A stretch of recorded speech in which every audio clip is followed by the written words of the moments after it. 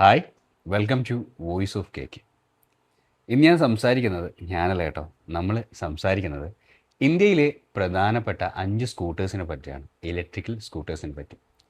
ഈ സ്കൂട്ടേഴ്സിലെ 5 പ്രധാന സ്കൂട്ടേഴ്സുകളെ പറ്റി നമ്മൾ സംസാരിക്കുമ്പോൾ ഇതിൽ ഏറ്റവും മുന്നിൽ നിൽക്കുന്നതും പിന്നിൽ നിൽക്കുന്നവരുമായുള്ള തമ്മിലുള്ള വ്യത്യാസം ഇന്ത്യയിലെ ട്രസ്റ്റഡ് കസ്റ്റമറിൽ നിന്ന് ബിൽഡ് ചെയ്തെടുത്ത ട്രസ്റ്റിലാണ് ഈ ഒന്നാമത് നിൽക്കുന്ന ബ്രാൻഡ് സെയിലിൻ്റെ കാര്യത്തിൽ ഇന്ന് ഇന്ത്യയിൽ ഏറ്റവും മുന്നിൽ നിൽക്കുന്നത്. സെയിലിൻ്റെ നമ്പേഴ്സിന് മാത്രം ഡിപ്പെൻഡ് ചെയ്തുകൊണ്ട് സേഫസ്റ്റായ വണ്ടിയാണെന്നോ അല്ലെങ്കിൽ നല്ല ക്വാളിറ്റിയുള്ള വണ്ടിയാണെന്നോ ഒന്നും ഞാൻ സംസാരിക്കില്ല. കാരണം ഈ ഒന്നാമത് നിൽക്കുന്ന വണ്ടിയുടെ കുറേ തെറ്റും കുറ്റങ്ങളും പ്രശ്നങ്ങളൊക്കെ പലതവണ യൂട്യൂബിലും ഇൻസ്റ്റാഗ്രാമിലും അതുപോലെ തന്നെ നേരിട്ട് അറിയുന്ന ഫ്രണ്ട്സിൽ നിന്നൊക്കെ എനിക്കറിയാൻ പറ്റുകയാണ്. പക്ഷേ എന്തുകൊണ്ടാണ് അവർ ഇത്രയും നമ്പേഴ്സ് ഓഫ് വണ്ടി വിൽക്കുന്നതെന്നും ഞാൻ പറയാം. അപ്പോൾ നമുക്ക് നേരെ ചാർട്ടിലേക്ക് പോവാം. ഒന്നാമത്തെ വണ്ടി ഓലയാണ് കേട്ടോ. ഇന്ത്യൻ മാർക്കറ്റിൽ ഇത്രയും ബ്യൂട്ടിഫുൾ ആയിട്ടുള്ള നല്ല ഡിസൈനിൽ ഒരു ഇലക്ട്രിക്കൽ സ്കൂട്ടർ ആദ്യമായിട്ട്, അല്ലെങ്കിൽ ഇന്ത്യൻ മാർക്കറ്റിൽ ഇലക്ട്രിക്കൽ സ്കൂട്ടർ വാങ്ങിക്കാൻ ആൾക്കാരെ പ്രേരിപ്പിച്ച ഒരു മോഡലാണ് ഓലയുടെ എല്ലാ സീരീസും. പിന്നെ എന്തുകൊണ്ടാണ് ഈ ഓല ഒന്നാം സ്ഥാനത്ത് നിന്ന് 5-ാം സ്ഥാനത്തേക്ക് എത്തിപ്പെട്ടത് എന്നുള്ളൊരു ചോദ്യത്തിന് ഉത്തരം സർവീസ് തന്നെയാണ്. ഓലയിലെ വണ്ടി ഉപയോഗിക്കുന്ന ആൾക്കാർക്ക് മനസ്സിലാവും. കാരണം നല്ല ക്വാളിറ്റി ഉണ്ട്, അതുപോലെ തന്നെ കംഫർട്ടാണ്, നല്ല സ്റ്റൈലിഷും ഒക്കെയാണ്. പക്ഷേ എവിടെയൊക്കെയോ അവർക്ക് പാളിപ്പോയതാണ് ഇന്നത്തെ ഈ അവസ്ഥയ്ക്ക് കാരണം. ഓലയുടെ എല്ലാ വണ്ടിയും മോശം എന്നൊന്നും ഞാൻ പറയാം കേട്ടോ. 1,36,000 കിലോമീറ്റർ ഓടിച്ച ചില വണ്ടികളെ അഭിപ്രായങ്ങൾ, അവരുടെ റിവ്യൂസ് പറയുന്നത് ഞാൻ യൂട്യൂബ് കേട്ടിട്ടുണ്ട്. അതുകൂടാതെ ഞാൻ ഓലയുടെ വണ്ടി എടുക്കാൻ പോയ സമയത്ത് ഇത്തരത്തിൽ ഒരു കാര്യം എനിക്ക് അവിടുന്ന് മനസ്സിലാക്കാനും സാധിച്ചിട്ടുണ്ടായിരുന്നു. ഞാൻ ഓലയുടെ വണ്ടി വാങ്ങിച്ചില്ല കേട്ടോ. ഞാൻ ടെസ്റ്റ് റൈഡ് ചെയ്യുന്ന സമയത്ത് ഓലയുടെ വണ്ടി ടെസ്റ്റ് റൈഡ് ചെയ്തിട്ടുണ്ടായിരുന്നു. അപ്പോൾ ഏകദേശം 80,000 95,000 കിലോമീറ്റർ അങ്ങനെ ഓടിയൊരു ഓലയുടെ വണ്ടി, ഒരു റീപ്ലേസ്മെൻറ്റ് ഇതുവരെ ചെയ്യാത്തൊരു വണ്ടിയൊക്കെ അവിടെ വന്നിട്ടുണ്ടായിരുന്നു. ഒരു കോമൺ സർവീസ് അങ്ങനെ ചെയ്യാൻ വന്നാൽ അവർക്ക് വരെ പ്രോപ്പർ ടൈമിൽ വണ്ടി സർവീസ് ചെയ്ത് കൊടുക്കാൻ പറ്റുന്നുണ്ടായിരുന്നില്ല. അപ്പോൾ സർവീസിൻ്റെ ഒരു പ്രശ്നം കൊണ്ടും സ്പെയർ പാർട്സിൻ്റെ ലഭ്യത കുറവ് കൊണ്ടാണ് ഈ ഓല 5-ാം സ്ഥാനത്തേക്ക് വന്നത്. ഇന്നത്തെ ഒരു സാഹചര്യത്തിൽ, ഇന്നത്തെ കേരളത്തിലെ ഇലക്ട്രിക്കൽ വെഹിക്കിളിൻ്റെ ഒരു സാഹചര്യത്തിൽ ഓരോ ദിവസവും മാറിക്കൊണ്ടിരിക്കുന്ന അപ്ഡേറ്റിനെ അടിസ്ഥാനപ്പെടുത്തിയിട്ട് നമ്മളൊരു ഓല സ്കൂട്ടർ വാങ്ങിക്കുന്നത് ഇന്നത്തെ ഒരു സാഹചര്യത്തിൽ ഒട്ടും തന്നെ കംഫർട്ടല്ല. പക്ഷേ ഇന്ത്യയിൽ 7-ാം സ്ഥാനത്ത് നിൽക്കുന്ന ഒരു സ്കൂട്ടറാണ് റിവർ. അത് കടന്ന് 5-ാം സ്ഥാനത്തേക്ക് എത്തിപ്പെടും, ഓല വീണ്ടും താഴത്തേക്ക് പോകുമെന്നാണ് എനിക്ക് തോന്നിയുള്ളത്. പക്ഷേ ഇനി വരാൻ പോകുന്ന മാസങ്ങളിൽ ഓലയിലെ ചില പ്രധാന മോഡലുകളും ചില അപ്ഡേറ്റ്സും ഒക്കെ വരാനുണ്ട്. ചിലപ്പോൾ ചില വലിയൊരു മാറ്റം ഓല എന്ന് പറയുന്നൊരു കമ്പനിയിൽ വന്നിട്ട് ഇന്ത്യൻ്റെ മുൻനിരയിലേക്ക് തന്നെ എത്തിക്കാൻ അതിന് പറ്റും എന്നൊക്കെയാണ് ഇതിൻ്റെ അണിയറ പ്രവർത്തകർ പറയുന്നത്. ഓക്കെ, അങ്ങനെ 5-ാം സ്ഥാനത്ത് ഓലയെക്കുറിച്ച് നമ്മൾ പറഞ്ഞല്ലോ. പിന്നെ 4-ാം സ്ഥാനത്തുള്ളത് ഹീറോയുടെ വിടയാണ് കേട്ടോ. ഹീറോ വിട പേഴ്സണലി ഞാൻ ഉപയോഗിച്ചൊരു വണ്ടിയാണ്. ഉപയോഗിച്ചെന്ന് വെച്ചാൽ എൻ്റെ ഫ്രണ്ട്സിൻ്റെ എടുക്കുന്നത്, ഞാൻ വാങ്ങിച്ച് റൈഡ് ചെയ്തിട്ടും അല്ലാതെ തന്നെ എന്താ പറയുക ടെസ്റ്റ് റൈഡ് ചെയ്തിട്ടും ഒക്കെ ഞാൻ മനസ്സിലാക്കിയതാണ്. പക്ഷേ എന്തോ എനിക്കതൊരു കംഫർട്ടായിട്ട് തോന്നിയില്ല. കാരണം ഒരു ചെറിയ വണ്ടിയാണ്, പിന്നെ ലേഡീസിനൊക്കെ പറ്റുന്ന പോലെയാണ് എനിക്ക് തോന്നിയത്. പിന്നെ ബാറ്ററി നമ്മൾ എടുത്തുകൊണ്ടുപോയി ചാർജ് ചെയ്യുക അല്ലെ വണ്ടി, ആ ഒരു സിസ്റ്റത്തോടെ എനിക്ക് തീരെ യോജിപ്പില്ലാത്തതുകൊണ്ട് മേ ബി എനിക്ക് ആ വണ്ടി ഇഷ്ടമല്ല. പിന്നെ അതിൻ്റെ കംപ്ലയിൻസും കാര്യങ്ങളെ കുറിച്ച് പറയുകയാണെങ്കിൽ എനിക്കതിനെപ്പറ്റി ഡീറ്റെയിൽ ആയിട്ട് ഞാൻ ഇതിൽ നിന്ന് കണ്ട ചില വീഡിയോസൊക്കെ ആയിരുന്നു. എന്തോ ടയർ റിമ്മെന്ന് പോയി, ബാക്ക് ടയർ എന്തോ ഊരി വന്നു, അങ്ങനെ ഹബിൻ്റെ അകത്ത് നിന്നൊക്കെ പ്രശ്നം, ഇങ്ങനെയൊക്കെയുള്ള പല വിഷയങ്ങൾ കേട്ടു. അതുകൊണ്ട് തന്നെ ആ ഒരു വാഹനത്തെ പറ്റിയിട്ട് എനിക്കൊരു നല്ല അഭിപ്രായമല്ല. നിങ്ങൾക്ക് എങ്ങനെയാണെന്നല്ല, പുതിയ മോഡൽസ് വരുന്ന സമയത്ത് അല്ലെങ്കിൽ അവരെ അപ്ഗ്രേഡ് ചെയ്യുന്ന സമയത്ത് മാറ്റങ്ങൾ വന്നിട്ടുണ്ടാവാം. പക്ഷേ എന്തായാലും എനിക്കതിനോട് അത്ര ഒരു നല്ല അഭിപ്രായം. ഞാൻ പറയാൻ പോകുന്ന 3, 2, 1 ഈ സ്ഥാനത്ത് നിൽക്കുന്ന വണ്ടികളെ കുറിച്ചാണ് കേട്ടോ എനിക്ക് പറയാനുള്ളത്. മൂന്നാമത്തെ ബ്രാൻഡ് ഏതറാണ് കേട്ടോ. ഏകദേശം 2 ലക്ഷത്തോളം യൂണിറ്റുകൾ അപ്രോക്സിമേറ്റ് ജനുവരി ടു ജൂലൈ വരെ നമ്മുടെ മാർക്കറ്റിൽ സെയിൽ ചെയ്തിട്ടുണ്ട്. 2 ലക്ഷത്തോളം യൂണിറ്റ് സെയിൽ ചെയ്യുക എന്നുള്ളത് വലിയൊരു കാര്യമാണ്. 6-7 മാസം കൊണ്ട്, 8 മാസം കൊണ്ട് ഒരു 2 ലക്ഷത്തോളമൊക്കെ വെഹിക്കിൾ സെയിൽ ചെയ്യുക എന്നുള്ളത് വലിയൊരു കാര്യം തന്നെയാണ്. ഇപ്പോൾ ഏതെന്നെ സംബന്ധിച്ചോളം 8 വർഷത്തെ വാറണ്ടി, അവർ പ്രോപ്പർ സർവീസ് കാര്യങ്ങൾ ഒക്കെയാണുള്ളത്. ഇനി കൊനാർക്ക് എന്ന് പറയുന്നൊരു മോഡലും കൂടി വരുന്നുണ്ട്. അതിൽ ഏകദേശം 5-6ഓളം വേരിയൻറ്റുകൾ വരുന്നുണ്ട്. അതിനനുസരിച്ച് സർവീസുകൾ അവർക്ക് പ്രൊവൈഡ് ചെയ്യാൻ പറ്റട്ടെ. സർവീസ് സെൻറ്ററുകളുടെ എണ്ണം കുറഞ്ഞു കഴിഞ്ഞാൽ ഇനി എത്ര നല്ല ബ്രാൻഡായാൽ പോലും അത് താഴത്തേക്ക് വരും, അതിൻ്റെ സർവീസ് പ്രോപ്പർ ആവില്ല, അങ്ങനെ കുറേ കാര്യം. പക്ഷേ കൊനാക് എന്ന് പറയുന്ന ഏതറിൻ്റെ വെഹിക്കിൾ എത്തുമ്പോൾ ഏകദേശം ഒരു വർഷത്തിൽ ഒരു തവണയും സർവീസ് ചെയ്യേണ്ടി വരുന്നുള്ളൂ. അപ്പോൾ ആ സർവീസിനെ വരെ അവർ മാനേജ് ചെയ്ത് ആ ഒരു രീതിയിലേക്ക് എത്തിച്ചിട്ടുണ്ട് എന്നാണ് എനിക്ക് തോന്നുന്നത്. രണ്ടാമതുള്ളത് ബജാജ് ചേതക്കാണ് കേട്ടോ. ബജാജ് ചേതക്ക് നിങ്ങൾക്ക് ഞാൻ പ്രിഫർ ചെയ്യാത്തതിൻ്റെ പ്രധാന കാരണം എന്താണെന്ന് വെച്ച് കഴിഞ്ഞാൽ അതിന് 8 വർഷം ബാറ്ററി വാറണ്ടി ഇല്ല. അത് ഏകദേശം 2,63,000 സെയിൽ ചെയ്തിട്ടുണ്ട്. അത് ഏകദേശം 1,00,000 രൂപ മുതൽ വരുന്ന സ്കൂട്ടേഴ്സ് ഉണ്ടായിരുന്നു കേട്ടോ. ഈ ഇന്ത്യൻ മാർക്കറ്റിൽ റേറ്റ് എന്നുള്ളത് അല്ലെങ്കിൽ എമൗണ്ട് ബഡ്ജറ്റ് എന്നുള്ളത് വലിയൊരു പ്രാധാന്യം തന്നെ കൽപ്പിക്കുന്ന ഒരു കാര്യമാണ്. അപ്പോൾ ഏകദേശം 1,63,000 വണ്ടികളിൽ ഏകദേശം 1,00,000 തന്നെ ഈ ബഡ്ജറ്റ് റിലേറ്റഡ് കൺസേൺ ഉള്ള ആൾക്കാർ വാങ്ങിച്ച വണ്ടികളായിരിക്കും.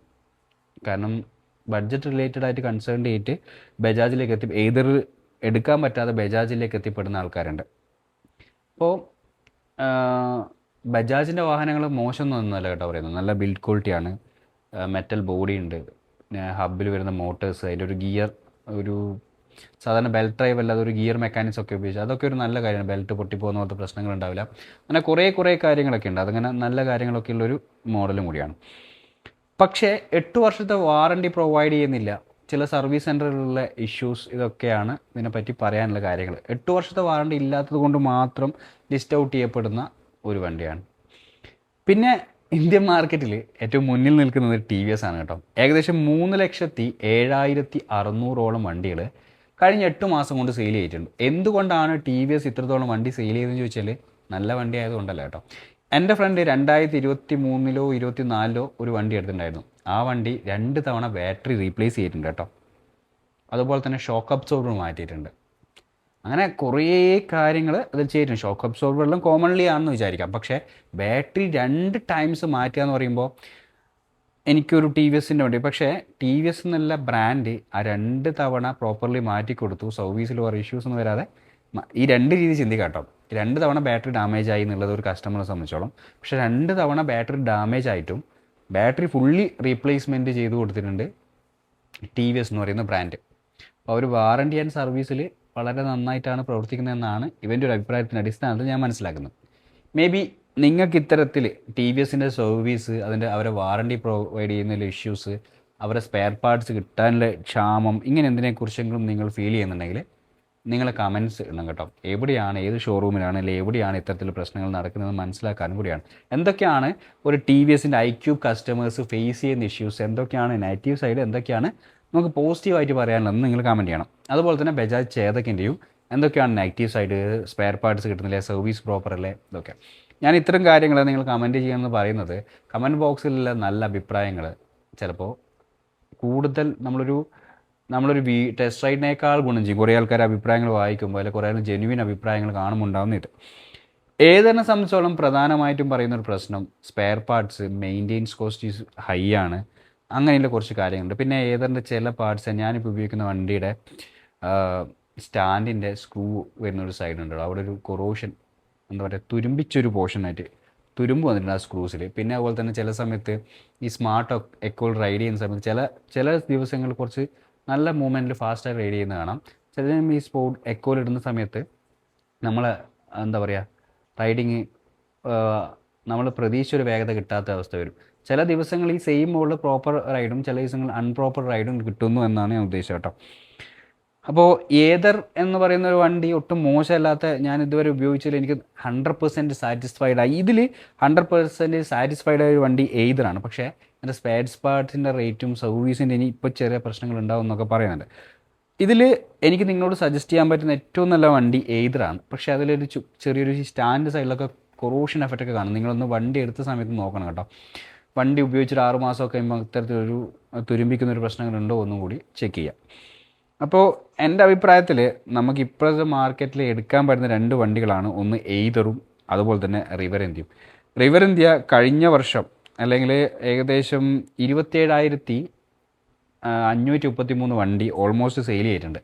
അവർക്ക് 8 വർഷത്തെ വാറണ്ടി ഉണ്ട് കേട്ടോ. അവർ ഏകദേശം 8 മാസം കൊണ്ട് 27,000-30,000 വണ്ടികൾ സെയിൽ ചെയ്യാൻ പറ്റിയിട്ടുണ്ട്. അവരെ ടെക്നിക്കലി എന്ന് പറയുന്നത് കൂടുതൽ സെൻസേഴ്സ് ഇല്ല, അങ്ങനെ കുറേ ഇലക്ട്രിക്കൽ കമ്പോണൻ്റ് എണ്ണം കുറച്ചിട്ട് എന്താ പറയുക, മെക്കാനിക്കലി കമ്പോണൻ്റ് ഉൾപ്പെടുത്തിയിട്ട് അധികം എന്താ പറയുക റീപ്ലേസ്മെൻറ്റ് വരാത്ത ഇലക്ട്രിക്കൽ പാർട്സുകൾ ഒഴിവാക്കി ഫ്രണ്ട്ലി ആയിട്ട് ഭയങ്കര കംഫർട്ടായിട്ട് അധികം എന്താ പറയുക ഇലക്ട്രിക്കലി അല്ലെങ്കിൽ സെൻസർ റിലേറ്റഡ് ടെക്നിക്കൽ റിലേറ്റഡ് ആയ കാര്യങ്ങൾ വെച്ച് അതൊക്കെ കോമൺ മെക്കാനിക്കലി ആണ് അവർ ആ വണ്ടി ഉണ്ടാക്കിയിരിക്കുന്നത്. അതുകൊണ്ട് തന്നെ ഈ സെൻസർ അടിച്ചു പോകും അതുപോലുള്ള പ്രശ്നങ്ങൾ വളരെ കുറവായിരിക്കുന്നു റിവർ ഇന്ത്യനെ പറ്റി പറയുന്നുണ്ട്. ഇപ്പോഴത്തെ ഒരു സാഹചര്യത്തിൽ നമുക്ക് കണ്ണും പൂട്ടി വാങ്ങിക്കാൻ പറ്റുന്ന 2 വണ്ടികൾ റിവർ ഇന്ത്യയും അതുപോലെ തന്നെ എയ്തുറാണ്. പക്ഷേ ഓൾമോസ്റ്റ് ഇന്ത്യയിൽ മൊത്തം സർവീസ് കിട്ടുന്നതും 100% ട്രസ്റ്റബിൾ, ഒരിക്കലും ആ കമ്പനി ഇവിടെ വിട്ട് പോകില്ല എന്ന് പറയാൻ പറ്റുന്ന ഒരു കമ്പനി ടി വി എസ് മാത്രമാണ് കേട്ടോ. ഇന്ത്യയിൽ ഏറ്റവും കൂടുതൽ ടി വി എസ് വണ്ടി വിൽക്കാനുള്ള കാരണം ആ ഒരു വിശ്വാസമാണ്. ടി വി എസ് എന്ന് പറയുന്ന ബ്രാൻഡ് ഒരിക്കലും ഇന്ത്യ വിട്ടു പോകില്ല. അത് പെട്ടെന്ന് അടച്ചു പൂട്ടപ്പെടേണ്ട ഒരു അവസ്ഥയ്ക്ക് വരില്ല. അവർക്ക് പല രീതിയിലെ എന്താ പറയുക മോട്ടോർ സൈക്കിൾസ് ഉണ്ട്, പെട്രോൾ വെഹിക്കിൾസ് ഉണ്ട്, അങ്ങനെ പല രീതിയിലെ പരിപാടികൾ ഇവിടെ ഇന്ത്യയിലുണ്ട്. അതുകൊണ്ട് ടി വി എസ് ഇവിടുന്ന് പെട്ടെന്ന് പോകാനും സാധില്ല. അതുകൊണ്ട് നമുക്ക് എപ്പോഴും സ്പെയർ പാർട്സ് കിട്ടും. 100 വർഷം കഴിഞ്ഞാലും ചിലപ്പോൾ ഇവിടെ ടി വി എസിൻ്റെ സ്പെയർ പാർട്സ് കിട്ടും. പക്ഷേ എയ്തർ റിവറൊക്കെ പുതിയ കമ്പനികളാണ്, അവരൊരിക്കലും ഇവിടുന്ന് സ്കിപ്പായി പോകില്ല എന്ന് പ്രതീക്ഷിക്കുന്നു. പക്ഷേ മേ ബി എന്തെങ്കിലും സാഹചര്യങ്ങൾ വന്നു കഴിഞ്ഞാൽ അവരും ഔട്ട് ഓഫ് മാർക്കറ്റ് ആവേണ്ടി വരും. അപ്പോൾ നല്ല രീതിയിൽ പേടിയില്ല ആൾക്കാർ 100 വർഷങ്ങൾ അല്ലെങ്കിൽ കുറേ നാൾ ഈ വണ്ടി ഉപയോഗിക്കുന്ന ആഗ്രഹമുള്ളവർ ടി വി എസിലേക്ക് പോകാം. നമ്മൾ വാറണ്ടി കഴിയുന്നവരെ പ്രോപ്പർലി ഉപയോഗിക്കുക, പിന്നീട് വരുന്നത് പോലെ കാണാം എന്ന് ആഗ്രഹിക്കുന്നവർക്ക് ഏതൊരു റിവറിൻ്റെയും എടുക്കാം. അതിലുപരി ബഡ്ജറ്റ് കുറവാണ്, എനിക്ക് ഈ ബഡ്ജറ്റിലേക്ക് പോകാൻ പറ്റില്ല എന്നൊക്കെ വിചാരിക്കുന്നവർക്ക് ബജാജ് ചേതക്ക് എടുക്കാം. പിന്നെ ഈ ഹീറോൻ്റെ വിഡ എന്ന് പറയുന്നൊരു മോഡൽ നിങ്ങൾ എടുക്കേണ്ടെങ്കിൽ ഈ വണ്ടികളൊന്നും മാർക്കറ്റിൽ നിന്ന് വാങ്ങിക്കാൻ പറ്റുന്നില്ല, ഇത് മാത്രമേ എത്തുന്നുള്ളൂ, ഈ വണ്ടിയുടെ ഡിസൈനോട് ഇഷ്ടപ്പെട്ടു നോക്കി തോന്നിക്കഴിഞ്ഞാൽ നിങ്ങൾ ഹീറോ വിഡ എടുക്കാം. അപ്പോൾ എൻ്റെ പേഴ്സണലി അഭിപ്രായമാണ് ഞാൻ നിങ്ങളോട് പറഞ്ഞത് ഈ 3 രീതികളിൽ. നിങ്ങൾക്ക് നല്ല സർവീസ് ഓൾ ഓവർ ഇന്ത്യയിൽ പ്രോപ്പർ സർവീസ് കിട്ടണം, എവിടെ പോയാലും ഇതിൻ്റെ ഷോറൂംസ് ഉണ്ടാവണമെന്നുണ്ടെങ്കിൽ നിങ്ങൾ ടി വി എസ് എടുക്കാം കേട്ടോ. ടി വി എസ് എടുത്തു കഴിഞ്ഞാൽ അവരെ സർവീസ് പോയി തരുന്ന പോലെ ഇവിടെ ഇപ്പോൾ ഇന്ത്യൻ മാർക്കറ്റ് 2 വീലേഴ്സിലായിരിക്കും തരാൻ പറ്റില്ല. പിന്നെ ബജാജ് ഞാൻ പറഞ്ഞല്ലോ, എയ്തറും. അപ്പോൾ ഇതൊക്കെയാണ് ഞാനിങ്ങനെ മനസ്സിലാക്കിയ ചില കാര്യങ്ങൾ. ഇതിൻ്റെ ചില കാര്യങ്ങളും ഈ ടാബിളൊക്കെ ഇതിൻ്റെ മുകളിൽ ഞാൻ ആഡ് ചെയ്യാം.